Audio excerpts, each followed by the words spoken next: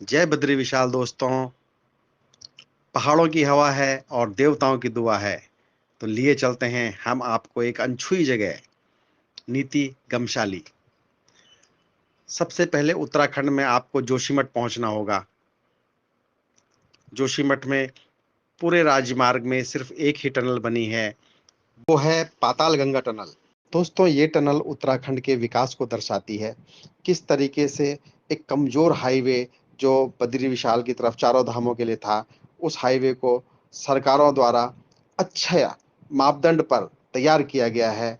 बहुत ही खुशी होती है अब जब हम इन हाईवेज में चलते हैं।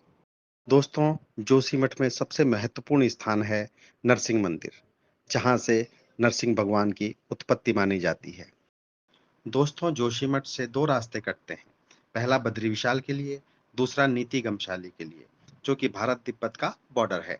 इस रास्ते पर आपको तपोवन और तपोवन से आगे भविष्य बद्री मंदिर के दर्शन होंगे। कहा जाता है कि भविष्य में भगवान बद्री विशाल जी के यहीं पर दर्शन होंगे। दर्शनों के पश्चात रेनी गांव रास्ते में आपको मिलेगा। रेनी गांव को जाना जाता है अपनी प्राकृतिक सुंदरता के लिए। बहुत ही मनोरम दृश्य हैं रेनी गांव के। नीति गमशाली रूट पर आगे चलते हुए बहुत ही मनोरम दृश्य दिखाई देते हैं। नंदा घुंटी, मां नंदा की चोटी, द्रोणागिरी पर्वत, जहां से हनुमान जी लक्ष्मण जी के लिए संजीवनी लेके आए थे। द्रोणागिरी पर्वत भी इसी श्रृंखला में मौजूद है।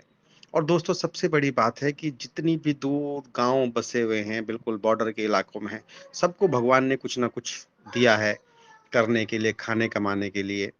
और आपको सबसे बड़ी बात बताएं दोस्तों कि यहाँ पे कीड़ा जड़ी बहुतायात होती है। नेपाल, हमारा जोशीमठ क्षेत्र, और भूटान और चाइना के कुछ क्षेत्रों में कीड़ा जड़ी बहुत मात्रा में होती है।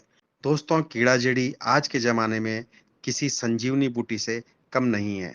आप इसे सर्च करके दे सकते हैं। नेपाल में इसे यारसा गुम्बू बोलते हैं, और हमारे उत्तराखंड में इसे कीड़ा जड़ी बोला जाता है। हिमाचल, उत्तराखंड और कई पर्वतीय क्षेत्रों में ये पाई जाती है।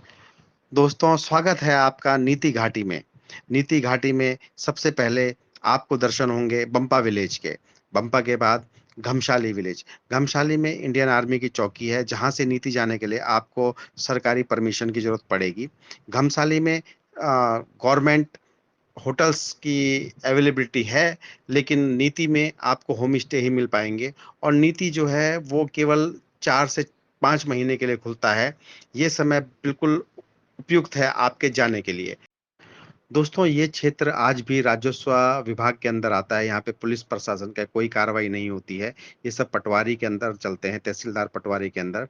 और एक कहावत बड़ी फेमस है पहाड़ों में कि एक है नीति, एक है माणा, श्याम सिंह पटवारी कहाँ जी जाना। दोस्तों, इसी के साथ विदा लेते हैं। फिर मुलाकात होगी अगले ब्लॉग में। जय भारत, जय उत्तराखंड।